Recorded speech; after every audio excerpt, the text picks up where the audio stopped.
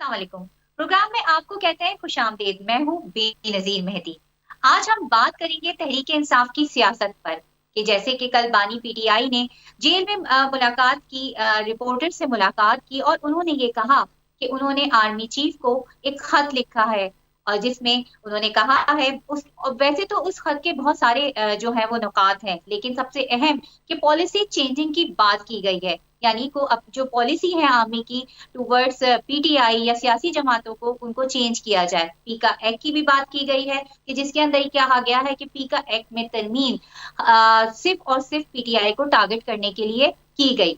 और भी बहुत सारी चीजें, लेकिन आज के हमारा जो प्रोग्राम है वो है पूरा पूरा प्रोग्राम हम करेंगे पीटीआई की सियासत पर, यानी ऑपोजिशन की, वो ऑपोजिशन जमात की सियासत पर। और आज के हमारे मेहमान भी बहुत खास हैं। रोजाना आप देखते हैं कि सियासी रहनुमा हमारे प्रोग्राम में होते हैं, एनालिस्ट हमारे प्रोग्राम में होते हैं, मुख्तलिफ सियासी जमातों से ताल्लुक रखने वाले लॉयर्स हमारे प्रोग्राम्स में होते हैं। मगर आज के हमारे प्रोग्राम्स में वर्किंग जर्नलिस्ट, जो फील्ड पे जर्नलिस्ट जाके काम करते हैं, क्योंकि जर्नलिस्ट बहुत अहम होते हैं, खबरों के ऑथर होते हैं, जो खबरें आप तक पहुंचती हैं और फिर उन पे रात गए तर और अगले कई दिन तक जो तबसरे और तजिए होते रहते हैं, उनके मुसन्निफ जो होते हैं वो एक वर्किंग जर्नलिस्ट होते हैं। खास तौर पे जो सियासी इवेंट्स को कवर करते हैं, सियासी जमातों को कवर करते हैं, वो सियासी जमात की एक एक छोटे से छोटे, बड़े से बड़े लीडर्स की और छोटे से छोटे, बड़े से बड़े इवेंट्स की एक एक जिसे कहते हैं बारीकियों को समझते हैं। आज हमने अपने प्रोग्राम में दावत दी है ऐसे जर्नलिस्ट को कि जो तहरीक इंसाफ को एक तवील अरसे से कवर करते आ रहे हैं। रिजवान अहमद हमारा प्रोग्राम में साथ देंगे। इसके अलावा उमर जट को आज हमने प्रोग्राम में इनवाइट किया है, सीनियर जर्नलिस्ट अख्तर को हमने प्रोग्राम में इनवाइट किया है। ये तीनों सीनियर जर्नलिस्ट हैं और एक तवील अरसे से पाकिस्तान तहरीक इंसाफ को कवर कर रहे हैं। तीनों ही मेहमानों को प्रोग्राम में वेलकम करते हैं। सबसे पहले मैं आपकी तरफ आऊंगी, रिजवान आपकी जानिब आऊंगी। और कल जैसे कि एक खत की मैंने बात की कि बानी पीटीआई ने ये कहा कि मैंने आर्मी चीफ को एक खत लिखा है और पॉलिसी चेंजिंग की बात की है, तो ये कौन सी ऐसी पॉलिसी है जिसको चेंज करने की जो है वो बात की जा रही है? बहुत शुक्रिया बेनज़ीर। सबसे पहले तो आपका शुक्रिया कि आपने मौका दिया। देखें, ये ऑब्वियसली एक एक्स्ट्राऑर्डिनरी चीज है, एक सियासी जमात के सरबराह का, एक साबिक वजीर आजम का आर्मी चीफ के नाम खत लिखना। इससे पहले सियासी रहनुमाओं के फौज के साथ, इस्टेब्लिशमेंट के साथ या आर्मी चीफ के साथ तहफ़्फ़ुज़ात रहे हैं, उसका वो इजहार जलसों में करते रहे हैं, अपनी मीडिया टॉक्स के अंदर जरूर करते रहे हैं, लेकिन डायरेक्ट उस तरह से खत की सूरत में एड्रेस नहीं किया गया। और इमरान खान ने ये जो खत लिखा है उसके मंदरजात पर तो हम बात करेंगे, लेकिन जो ये खत इटसेल्फ एक एक्स्ट्राऑर्डिनरी हैपनिंग है। और ये इसलिए इम्पोर्टेंट है कि जाहिर है कि इस वक्त पाकिस्तान तहरीक इंसाफ जब से इमरान खान को इक़्तिदार से निकाला गया उसके बाद से जिस तरह का वो उनके साथ जो कुछ हुआ, यानी अब इस वक्त पीटीआई के ऊपर खुद ये कहा जाता रहा कि रेड लाइन लगी हुई है और ये इस जमात को 9 मई के बाद स्पेशली ये कहा गया कि जब तक वो माफी नहीं मांगेंगे उनको पॉलिटिकल स्पेस नहीं दी जाएगी। फिर जाहिर है जो 8 फरवरी को इलेक्शन हुआ, इलेक्शन में जिस तरह के 8 फरवरी के जो नताइज थे और फिर 9 फरवरी को वो नताइज तब्दील हुए, सारा पाकिस्तान उसका गवाह है। तो जाहिर है कि पाकिस्तान में एस्टेब्लिशमेंट का एक रोल है, आर्मी का एक रोल है सियासत के अंदर, और उसी हवाले से इमरान खान ने उनको डायरेक्ट खत लिखकर उसके अंदर उनको याद दहानी कराई है कि इन चीजों की वजह से पाकिस्तान की मईशत को, पाकिस्तान को नुकसान हो रहा है, नुकसान हुआ है और आगे मजीद नुकसान होने का अंदेशा है। लिहाजा ये पॉलिसी तब्दील की जाए और उनको ये कहा कि आप पीछे हट जाएं। इस वक्त जो इम्पोर्टेंट चीज है वो ये है कि पीटीआई के एस्टेब्लिशमेंट के साथ जो बैक चैनल के जरिए मुज़ाकरात हैं वो भी चल रहे हैं। वो उसका सिलसिला कभी रुक जाता है, कभी स्टार्ट हो जाता है, लेकिन वो वक्तन फवक्तन वो चलते रहते हैं। इस वक्त भी वो जाहिर है जो बैकडोर है, वो बैकडोर चैनल वो ऑन है। बैरिस्टर गौहर की मुलाकात हुई आर्मी चीफ से पेशावर के अंदर, फिर उसके बाद बैरिस्टर गौहर की एस्टेब्लिशमेंट की क़यादत में एक और बड़ी अहम मुलाकात हुई। फिर ये खबरें भी सामने आई कि शायद अब तीसरी मुलाकात भी होगी। मोडेलिटीज तय की जा रही हैं कि किस तरह जो है वो पीटीआई अपनी स्पेस हासिल करने में कामयाब होगी। अब मसला इसके अंदर ये है कि जिस तरह का इमरान खान का मौक़िफ़ है उनकी भी जो इस्टेब्लिशमेंट या खास तौर पर जो आर्मी की क़यादत है उनके हवाले से जो इमरान खान की पॉलिसी है वो भी उनको तब्दील करनी पड़ेगी। जहां एक तरफ वो ये मुतालबा कर रहे हैं कि इस्टेब्लिशमेंट को या आर्मी चीफ को उन्होंने कहा कि वो अपनी पॉलिसी तब्दील करें, तो दूसरी तरफ जो बैक चैनल जो मुज़ाकरात चल रहे हैं उसके अंदर उनसे भी ये मुतालबा किया जा रहा है कि आप भी अपनी पॉलिसी तब्दील करें।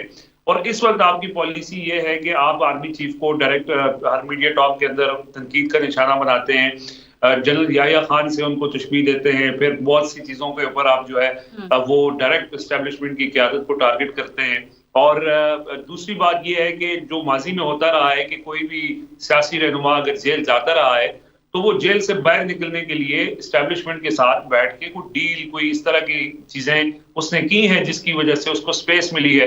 अगर इमरान खान भी स्पेस हासिल करना चाहते हैं तो उनको कुछ शराइत माननी पड़ेंगी, और वो शराइत जैसे माजी में ये हुआ कि नवाज शरीफ साहब जब जेल में थे, पहली दफा जब थे तो उस वक्त जब बैरून मुल्क चले गए, जद्दा चले गए, तो उस वक्त भी उन्होंने एक डील के तहत ये सारे प्रोसेस किया था।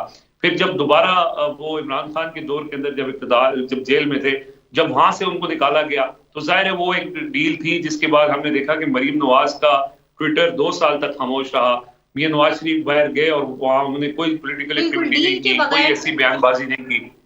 बिल्कुल, डील के बगैर तो कोई काम जो है वो ये सबकी समझ में आता है कि जाहिर है आपको कुछ ले दे की बुनियाद पर ही सेटिंग्स करनी पड़ती हैं।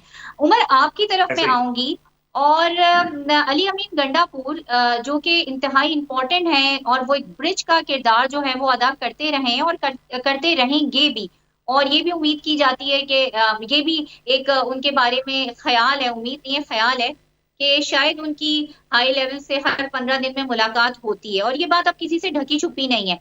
उन्होंने ये कहा कि 26 नवंबर को और उससे पहले जब बुशरा बीबी का एक बयान सामने आया था जिसमें उन्हें रियासत मदीना वाली बात की थी, उस वक्त 2 दफा ऑलमोस्ट जो है वो 90% जो है वो डील हो चुकी हुई थी, मगर क्योंकि उस वक्त बात नहीं मानी गई और बुशरा बीबी अपनी जगह पे अड़ गई, तो उस वजह से वो डील फाइनल नहीं हो पाई। आप ये समझते हैं कि बुशरा बीबी की भी बहुत सारे ऐसे सख्त स्टैंड थे, क्या वो 26 नवंबर की बात हो, क्या उससे आगे हो, जिसने पार्टी को बहुत नुकसान पहुंचाया है? बेनज़ीर, पहले तो तकरीबन 13 साल के बाद आपके साथ स्क्रीन शेयर कर रहा हूँ। एक तो इस चीज की भी खुशी है मुझे कि बड़े अरसे बाद आपके इस तरह बात हो रही है। बाकी अली अमीन गंडापुर के हवाले से जो आपने बात की है बेनज़ीर, वो तो अली अमीन ने अभी से ये बातें बताना शुरू की हैं कि 90% जो बातचीत है वो एस्टेब्लिशमेंट के साथ वो कर रहे थे, तो क्योंकि वो सीएम है उनकी वैसे भी बहुत मौके पर मुलाकात हुई है जो एस्टेब्लिशमेंट की जो आला अफसरान है उनके साथ भी उनकी मुलाकातें होती रहती है, और सूबे के हवाले से भी वो मुलाकातें करते रहते हैं। तो उनकी जो पीटीआई के चेयरमैन है उनके हवाले से, इमरान खान के हवाले से उन्होंने बातचीत की, और अब ये क्लेम कर रहे हैं कि एक लम्हा ऐसा भी आया, एक वक्त ऐसा भी आया जब 90% जो डील है वो पूरी हो चुकी थी। अब बेनज़ीर, डील जो है अगर होनी भी है तो वो 2 फ्री कैंप के दरमियान होती है, उसमें एक फ्रीक राजी हो और दूसरा फ्रीक उस डील के कदोखाल से राजी ना हो, तो फिर उसको हम डील नहीं कह सकते, और ना हम ये कह सकते हैं कि वो 90% जो मुकम्मल हो चुकी थी। हाँ, ये जरूर कहा जा सकता है कि जो डील के लिए अली अमीन गंडापुर कोशिशें कर रहे थे, वो कोशिशें 90% तक वो यहाँ तक ले आए थे कि दोनों फ्री कैंप को आपस में बिठाकर कोई बातचीत कर ली जाए। लेकिन उसके बाद जो एस्टेब्लिशमेंट की जानिब से इमरान खान की स्पेसिफिकली जो शराइत रखी गई वो इमरान खान ने मना कर दी, और जो रिजवान साहब जिक्र कर रहे थे कि अपने ट्विटर अकाउंट के जरिए उन्होंने जो सख्त बयानिया रखा एस्टेब्लिशमेंट के खिलाफ, या जो उन्होंने माजी के वाकयात को मौजूदा हालात के साथ जोड़कर जो बात की, तो उस पर एस्टेब्लिशमेंट को कोई खुशी नहीं थी, और वो ये चाहते थे कि ऐसा ना हो। लेकिन इमरान खान ने ना तो अपने ट्विटर अकाउंट को बंद किया, ना ही उनका जो एक स्टांस है पिछले 2 साल से उसमें कोई तब्दीली आई।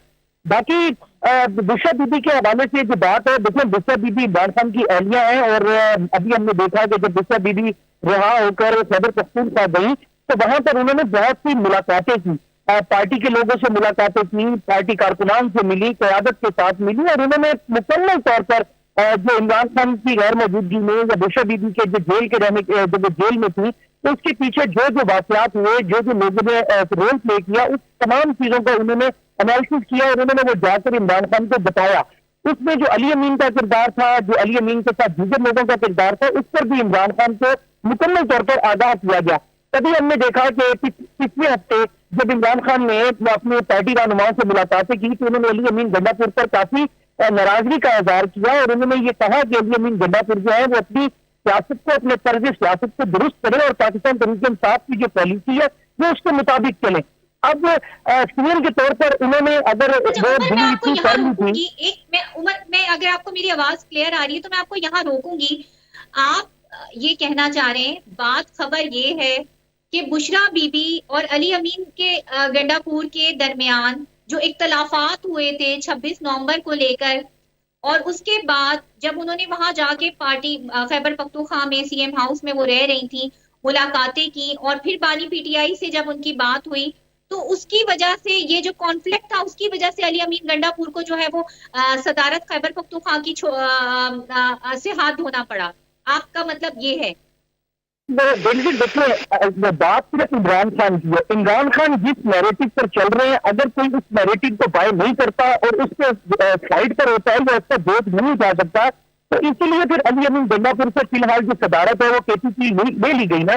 जिससे भी मैं जांच में बात किया इमरान खान को कि जो किरदार 26 नवंबर के दौरान रहा अली अमीन का, या उससे पहले था या उसके बाद था, वो एस्टेब्लिशमेंट से बेशक बात करते रहे, लेकिन अगर उनका अपना ही किरदार मशकूक है तो उस हवाले से तो फिर इमरान खान का वाज़ेह पैगाम है। और उसके बाद आपने देखा कि इमरान खान ने अपनी टीम बदली है, खैबर पख्तूनख्वा में भी लीडरशिप बदली गई है, लाहौर पंजाब में भी लीडरशिप बदली गई है, और आने वाले दिनों में आपको दीगर जगह से भी जो लीडरशिप है उसकी तब्दीली नजर आएगी। मुझे तो ये लग रहा था कि अली अमीन गंडापुर साइड अपनी वजारत से भी हाथ खो बैठेंगे, लेकिन ये फिलहाल नहीं हुआ और उसको शायद इमरान खान ने उनको मार्जिन दिया, लेकिन उन्होंने अपने एहतजाज के लिए जो पार्टी और पार्टी के कारकुनान ने उनको खैबर पख्तूनख्वा हुकूमत से अलहदा किया।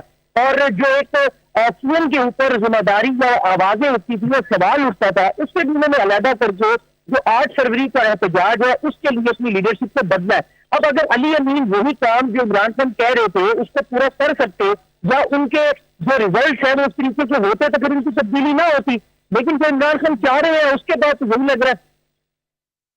बिल्कुल, मैं फहीम आपकी तरफ आऊंगी। अब 8 फरवरी के एहतजाज की बात हो रही है, क्या पीटीआई फिर एक बार जो है लग तो ये रहा है कि वो सड़कों पे आ रही है, एहतजाज करने जा रही है, लेकिन जुनैद अकबर जिन्हें अब सदारत दी गई है पीटीआई खैबर पख्तूनख्वा की, उनका कल एक इंटरव्यू आया था फहीम, और उसमें उन्होंने बड़ी इंपॉर्टेंट बात की कि सवाबी में, जैसे कि उन्होंने कहा है कि एक बड़ा जलसा होगा, वैसे तो लाहौर में भी होगा, इस्लामाबाद में भी होगा, लेकिन मेन जो मरकज होगा वो सवाबी होगा।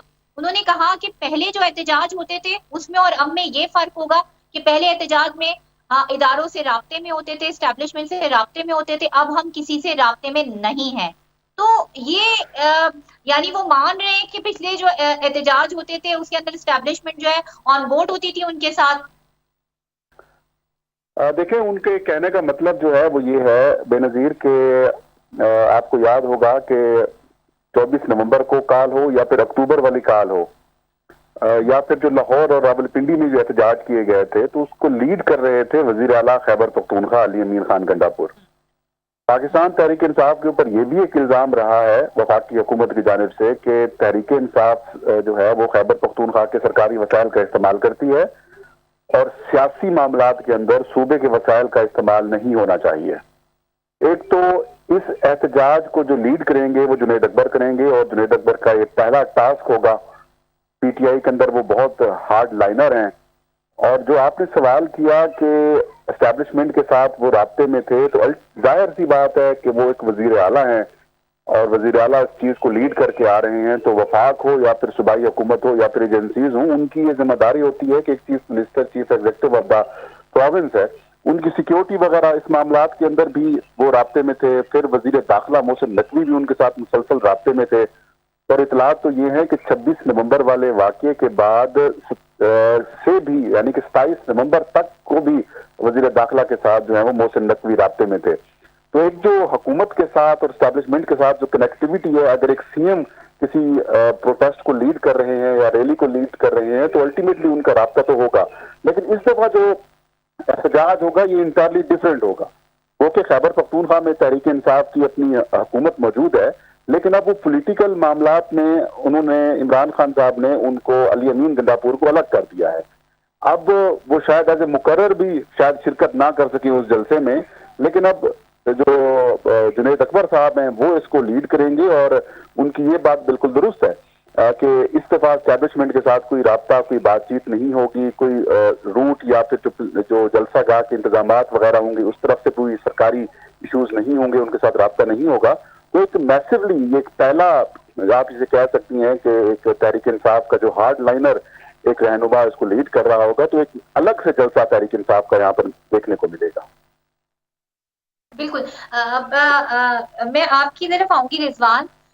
जुनैद अकबर ही की हम बात करते हैं, नई नई उनको मिला ये टास्क और उनके लिए बहुत इंपॉर्टेंट भी है। जाहिर है उनकी परफॉर्मेंस के हिसाब से ये सवावी वाला जलसा बहुत इंपॉर्टेंट है। और उन्होंने कल एक बात कही कि इस हुकूमत ने हमारे बच्चों को रुलाया, जब हम आएंगे तो जब हम इनके बच्चों को ना रुलाएं तो मैं पार्टी छोड़ दूंगा या मेरा नाम बदल दीजिएगा। उन्होंने इस टाइप की बात की। तो इतनी ज्यादा हार्ड लाइन लेना, या ये लाइन हार्ड लाइन सिर्फ वर्कर्स को दिखाने के लिए ली जा रही है, पीछे जो है उनको इसी वजह से लाया जा रहा है कि उनकी तबीयत थोड़ी सी इस तरह है कि मफाहमत भी कर लेते हैं, इसीलिए उन्हें पब्लिक अकाउंट कमेटी की चेयरमैन भी दी गई है। देखिए, जो 26 नवंबर को हुआ है उसके बाद पीटीआई के वर्कर्स के अंदर एक गम और गुस्सा तो मौजूद है। जो यहाँ पे 26 नवंबर को मुजाहिरीन के ऊपर गोलियां चलाई गई, तो उसके बाद से वो गम और गुस्सा जो वर्कर्स के अंदर है, जुनैद अकबर उनको एड्रेस कर रहे हैं बेसिकली। और वो हार्ड लाइनर है, इसमें कोई शक नहीं है। उनको लाया ही बेसिकली हार्ड लाइनर के तौर पे है कि अली अमीन गंडापुर की रिप्लेसमेंट के तौर पे आ रहे हैं। तो उन्होंने, जाहिर है, एक स्पेस अगर बनानी है वर्कर्स के अंदर, अगर उन्होंने मकबूलियत हासिल करनी है तो उनको इसी तरह का ना सिर्फ गुफ्तगू करनी पड़ेगी बल्कि इस तरह का अमल भी करना पड़ेगा, जो कि जाहिर है उनका एक बड़ा इम्तिहान है। 8 फरवरी जो पहला एक उनके लिए टेस्ट केस है, उसके लिए वो कोशिश कर रहे हैं, उसके लिए बड़ी मेहनत भी कर रहे हैं। हम देख रहे हैं कि वो हर शहर में जा रहे हैं, वहां पे लोगों को मुतहरिक कर रहे हैं। पीटीआई की जो कोर है, जिसको आईएसएफ या यूथ विंग कहा जाता है, उनको बड़ा मुतहरिक कर रहे हैं, लोगों से वो मुलाकातें कर रहे हैं, एमएनएस एमपीएस से वो मुलाकातें कर रहे हैं, इवन जो लोग अली अमीन गंडापुर के कैंप में हैं उनसे वो राब्ते कर रहे हैं। और वो एक माहौल बनाना चाह रहे हैं 8 फरवरी से पहले। और ऑब्वियसली जब आप इस तरह मुजाहमत की तरफ आते हैं तो आपको इस तरह की गुफ्तगू करनी पड़ती है, और ये तो जाहिर है सियासत का भी हिस्सा है। लेकिन जुनैद अकबर जो है वो उनकी पीटीआई के अंदर एक्सेप्टेंस, उनके वर्कर्स के अंदर जो एक्सेप्टेंस है, जिस तरह का रिस्पांस है, वो ऑब्वियसली इंडिकेट करता है कि जुनैद अकबर जो है वो एक हार्ड लाइनर रहनुमा के तौर पर सामने आएंगे। और जैसे उन्होंने गुफ्तगू के अंदर भी बहुत दफा ये कहा कि अब मुफाहमती ग्रुप पीछे चला जाएगा और जो हार्ड लाइनर है वो आगे आएंगे। इससे ये इंडिकेट होती है ये चीज कि इमरान खान जो है वो जहां पे जो आपने पहला सवाल का हिस्सा था, जो डील वाला मामला था, उसकी तरफ वो जाने के बजाय वो सड़कों के ऊपर मुजामती सियासत को फोकियत देंगे। इसलिए वो जुनैद अकबर जैसे हार्ड लाइनर्स को आगे लेके आ रहे हैं और एक बार फिर वो सड़कों पे निकलने की बात कर रहे हैं। 8 फरवरी की अभी तो ये आगाज है, क्योंकि 8 फरवरी का एक इवेंट है, उन्होंने करना है। लेकिन आगे का अगर हम बात करें तो इमरान खान जो है मुझे बताइएगा कि 8 फरवरी को ये जैसे मीनारे पाकिस्तान पे भी किया जा रहा है, यहाँ डी चौक पर भी जलसे की बात हो रही है और सवाबी में भी एक मेन होगा जलसा। कहीं फिर पीटीआई के लिए कोई मुश्किलात तो नहीं खड़ी हो जाएंगी? क्योंकि मोहसिन नकवी ने कहा कि अगर हमारी बात नहीं मानी गई तो फिर 26 नवंबर वाले जो तमाम तरसीन है वो दोबारा रिपीट होगा। और मीनारे पाकिस्तान पे जो जलसा करने की जो इजाजत थी, वो आलिया हमजा का भी बयान आया है कि वो उन्हें नहीं मिली है। तो फिर तो कहीं पीटीआई के लिए दोबारा से तो मुश्किलात, वैसे ही मुश्किलात में पीटीआई 26 नवंबर वाले एपिसोड के बाद, कहीं दोबारा से तो एक और मुश्किल तो नहीं खड़ी हो जाएगी पीटीआई के लिए? देखिए, अगर पीटीआई को पिछले 2 साल के अंदर देखे ना, तो जो लोग पीटीआई से वाबस्ता हैं उनका तो एक दिन भी शायद मुश्किल आसानी वाला नहीं रहा हो। उनकी मुश्किलात तो मौजूद है अपनी जगह पे, क्योंकि जब तक उनके हवाले से पॉलिसी रियासत की तब्दील नहीं होगी उनकी मुश्किलात तो बढ़ती जाएंगी। अगर वो मुश्किलात उनको आज नहीं है तो कल फेस करनी पड़ेगी। उनके लिए आप जिस तरह देखें ना, अदालती रास्ते बंद कर दिए गए, कोर्ट पैकिंग हो गई, पीका जैसे कवानीन लेके आए गए। ये ऑब्वियसली ये सिर्फ स्पेसिफिक एक टुवर्ड्स इमरान खान और उनकी जमात के हवाले से ही है, तो उनके लिए तो वैसे ही यहाँ पे जमीन तंग कर दी गई है। तो अब ऑप्शन यही है लोगों के पास, या तो वो सड़कों पे निकल के अपने हक के लिए बात करें, क्योंकि बाकी तमाम रास्ते अदालती रास्ते हों, कानूनी रास्ते हों, इंसाफ के रास्ते हों, सोशल मीडिया के रास्ते हों, सारे रास्ते बंद किए गए हैं। और एक रास्ता है जो वो भी 26 नवंबर के बाद आप ये भी नहीं कह सकते कि लोग एहतजाज में निकलें, क्योंकि वजीर दाखिला ये कह रहे हैं कि अगर सियासी जमात एहतजाज करेगी तो उनका हम हाल वही करेंगे जो 26 नवंबर को किया, यानी 26 नवंबर को मुजाहिरीन के ऊपर गोलियां बरसाएगी। तो आप जब इस तरह चैलेंज करते हैं मुल्क की सबसे बड़ी जमात को, तो उनके पास तो यही ऑप्शन है कि उन्होंने अपना उनके मुताबिक कानून और आइन के मुताबिक उनको हक हासिल है कि वो एहतजाज करें। वो ये समझते हैं, उनको शायद ये गलतफहमी है, लेकिन वो अपने उस एहतजाज के ऑप्शन को इस्तेमाल करना चाहते हैं। देखिए उनके पास दो रास्ते हैं, सिंपल सी बात है, या तो वो डील कर लें और बाहर आ जाएं, और ये आसान रास्ता है, या फिर वो अपनी सियासी जदोजहद जारी रखें। अभी तक की जो सूरत हाल है, अभी तक की जो मालूमात हैं, इत्तलात हैं, डील की तरफ कोई बात बन नहीं रही है। तो दूसरी तरफ फिर बात जो यही है कि वो अपनी जदोजहद जारी रखेंगे। जदोजहद में ज़ाहिर मुश्किलात हैं, वो मुश्किलात वो मुसलसल फेस कर रहे हैं, और उनके जहन में भी ये सवाल है कि जब हम एहतजाज करेंगे, हमने 26 को एहतजाज किया, हमारे ऊपर गोलियां बरसाएगी, हम आगे एहतजाज करेंगे, लेकिन ऑप्शन उनके पास यही है, या वो डील कर लें या एहतजाज करें। फिलहाल वो एहतजाज का ऑप्शन पे जा रहे हैं। बिल्कुल, उनके पास अभी फिलहाल हमें यही ऑप्शन नजर आ रहे हैं। उमर, आपकी तरफ आऊंगी। जैसे कि अभी रिजवान ये बात कह रहे थे कि उनके पास ऑप्शंस दो ही हैं, या तो डील कर लें या एहतजाज कर लें, और हुकूमत को अपनी पॉलिसी तब्दील करने की जरूरत है। आपको नहीं लगता कि एक हुकूमत को तो चले अपनी पॉलिसी तब्दील करने की जरूरत है, एहतजाज हक है, आइन में लिखा हुआ है कि कोई भी सियासी जमहूरी जमात जो है वो एहतजाज कर सकती है, मगर पीटीआई को भी अपनी स्ट्रेटेजी चेंज करने की थोड़ी जरूरत है, अपने मिजाज में थोड़ी नरमी लाने की जरूरत है। अभी मुज़ाकरात हो रहे तो हमने देखा कि एकदम से सारा मुज़ाकरात का अमल खत्म कर दिया, सिर्फ 7 डेज की कैलकुलेशन कर।